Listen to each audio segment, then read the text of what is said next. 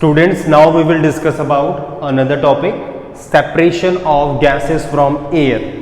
How we can separate out various gases from air.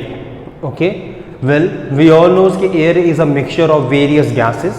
Okay, और हमने अभी पढ़ा था कि fractional distillation से हम एयर में जो जो गैसें प्रेजेंट हैं उन्हें हम सेपरेट आउट कर सकते हैं. So let's see. Well, separate out करने के लिए 3 इंपॉर्टेंट स्टेप हैं. फर्स्ट स्टेप ये है कि आपको एयर को प्योरीफाई करना है, सेकेंड है liquification and third one is fractional distillating, या हम उसे फ्रैक्शनल डिस्टिलेशन से सेपरेट आउट करें. So let's start with first step, purification of air. Well, we all know कि air contain various gases such as carbon dioxide, nitrogen, argon, helium, right? तो oxygen also important one. तो बहुत सी gases present है. Apart from it, that it also contain dust. Okay? So the first and major step is that कि जो air को हम water से pass out करें कि जिससे जो dust के particles हैं वो settle down हो जाएं. तो पहला स्टेप हमेशा यही है कि हमें एयर को वाटर के साथ पास आउट करना है, एयर को वाटर से पास आउट करना है जिससे जो भी डस्ट पार्टिकल्स हैं वो सेटल डाउन हो जाए. राइट, देन आफ्टर दैट हम फिर एयर को किससे पास करेंगे कि कुछ एल्कली सोल्यूशन से. Alkali solution such as potassium hydroxide and sodium hydroxide, ये स्ट्रॉन्ग एल्कली हैं जिन्हें हम कहते हैं बेस. ओके, तो क्या होगा कि जब हम इनको स्ट्रॉन्ग एल्कली से पास आउट करेंगे, वेल स्टूडेंट्स, जनरली कुछ ऑक्साइड्स होते हैं जो आप हायर क्लास में भी पढ़ेंगे और इनके बारे में मैं थोड़ा सा आपको अभी बता भी देता हूँ.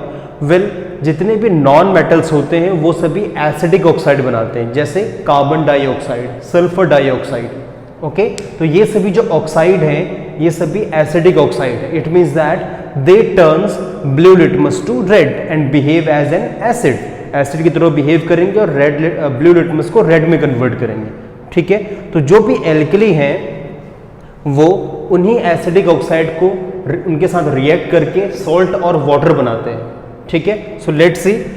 जो प्योरीफाइड एयर है जिसको हमने वाटर से पास कर लिया है, सेकंड स्टेप में हम उसमें उसी एयर की एल्कली के साथ रिएक्शन करेंगे. एल्कली या बेस जो मैंने यहाँ पे लिखे हैं, सोडियम हाइड्रोक्साइड या पोटेशियम हाइड्रोक्साइड. अगर हम इनका कॉमन नेम बोलें तो इसको हम बोलते हैं कास्टिक सोडा, सोडियम हाइड्रोक्साइड को, और पोटेशियम हाइड्रोक्साइड को हम बोलते हैं कास्टिक पोटाश.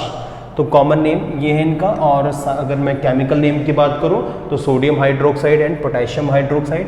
अगर हम सोडियम हाइड्रोक्साइड को रिएक्ट करें कार्बन डाइऑक्साइड के साथ जो एक एसिडिक ऑक्साइड है, so it will form Na2CO3 plus H2O, sodium carbonate and water.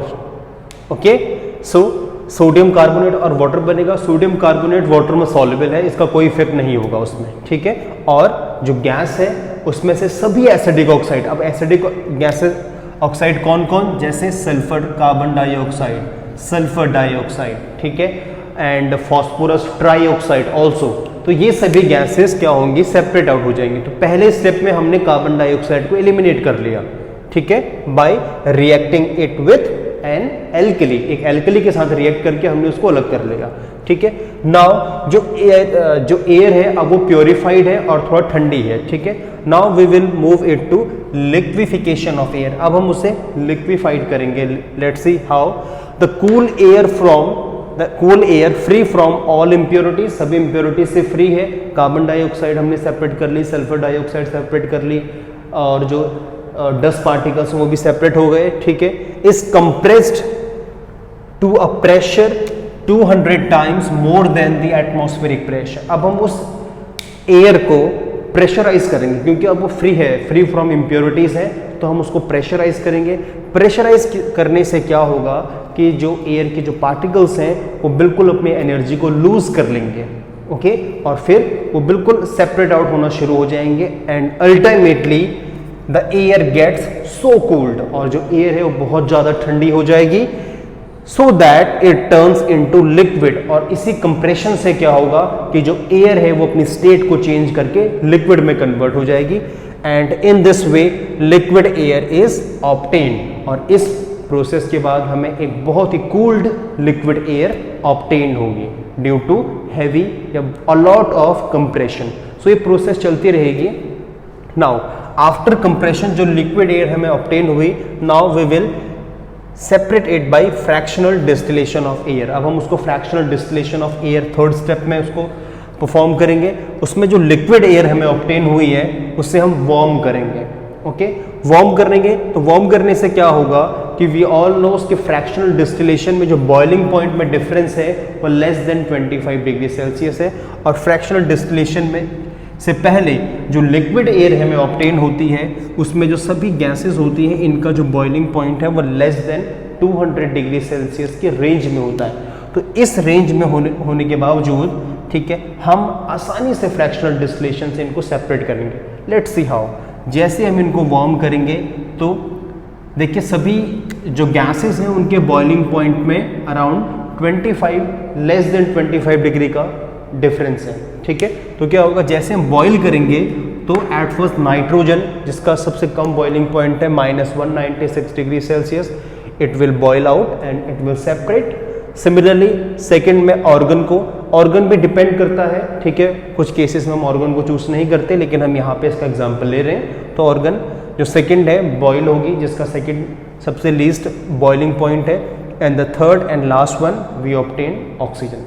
After that जब हमें तीनों गैसें ऑब्टेन हो गई और एयर में से सभी गैसें सेपरेट हो गई, अब हम इन गैसेस को जनरली प्रेशराइज्ड जो वेसल्स होते हैं, सिलेंडर होते हैं, उनमें कंप्रेस करके फिल करेंगे ताकि लेटर हम यूज़ कर सकें।